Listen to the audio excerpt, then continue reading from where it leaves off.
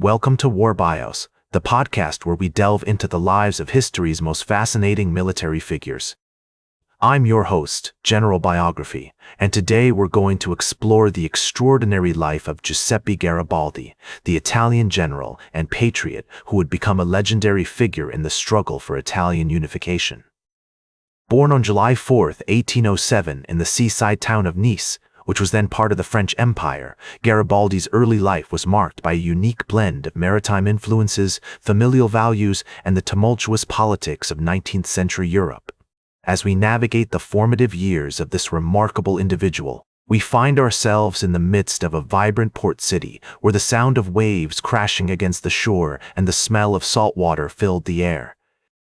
Garibaldi's family lived in a modest house on Via San Domenico, in the heart of Nice's old town, surrounded by narrow streets and colorful buildings.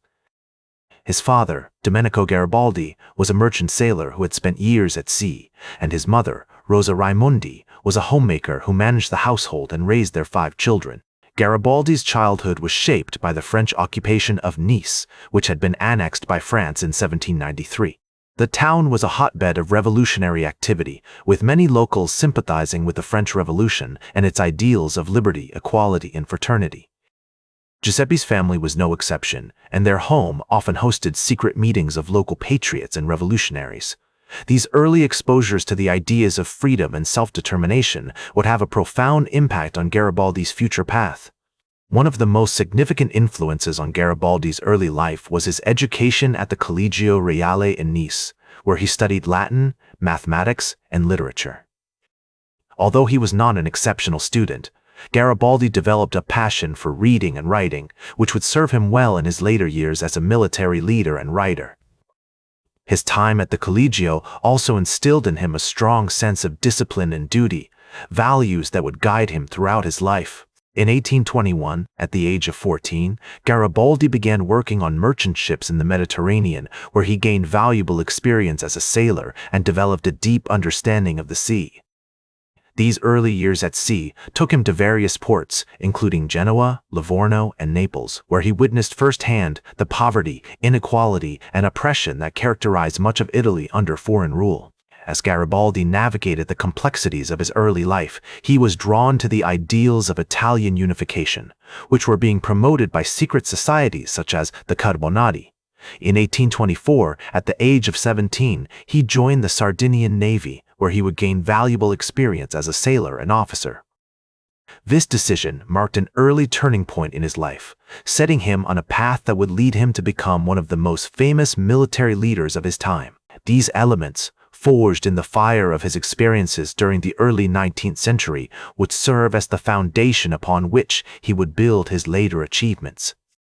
In 1835, at the age of 28, Garibaldi joined the Brazilian Navy, where he would gain valuable experience fighting against the Argentine Confederation and the Uruguayan forces. This period in South America had a profound impact on Garibaldi's military tactics and worldview.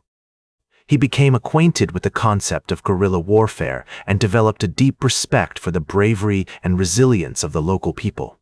These experiences would later influence his approach to fighting in Italy, where he would employ similar tactics to great effect.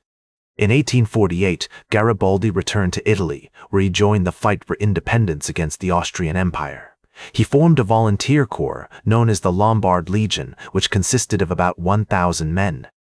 Although they were vastly outnumbered, Garibaldi's forces achieved several notable victories, including the Battle of Luino and the Battle of Morazzone.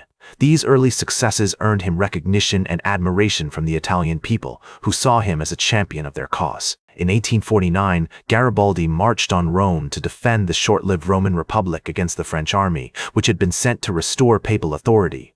Although the Republic ultimately fell, Garibaldi's bravery and tactical genius during the siege of Rome earned him international recognition. He escaped to the island of Caprera, where he would remain in exile for several years, biding his time and planning his next move.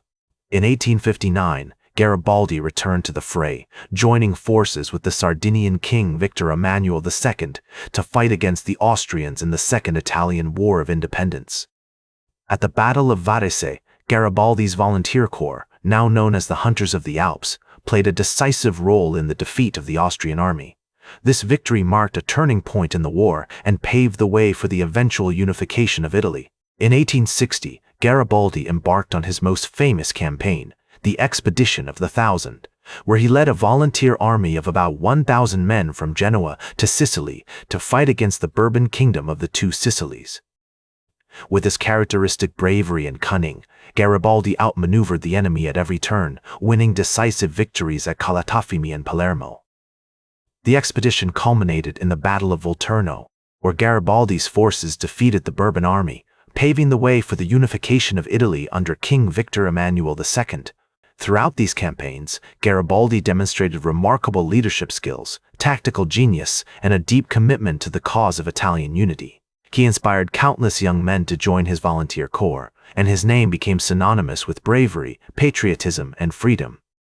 As Italy finally achieved unity under King Victor Emmanuel II in 1861, Garibaldi continued to play an important role in the newly formed nation. However, he soon found himself at odds with the monarchist government, which he believed was not committed to the principles of democracy and liberty that had driven the unification movement. Despite these differences, Garibaldi remained a national hero, and his popularity endured as he continued to advocate for the rights of the common people and the expansion of democratic freedoms.